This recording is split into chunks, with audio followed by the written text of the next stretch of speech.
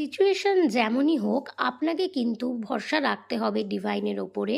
হয়তো এখন আপনি কোনো রাস্তা দেখতে পাচ্ছেন না সামনে, তার জন্য আপনার মনে হতে পারে যে এই সিচুয়েশন থেকে আপনি কখনোই বেরোতে পারবেন না, কিন্তু তার জন্য কিন্তু ডিভাইন আপনাকে এই বার্তা দিতে চলেছে যে খুব শিগগিরই আপনার জীবনে আসতে চলেছে বিশাল এক পরিবর্তন। এবং যেই পরিবর্তনের ফলে কিন্তু শুধু আপনিই নয়, আপনার পারিবারিক জীবনেও আসবে অনেক আনন্দ, খুশি।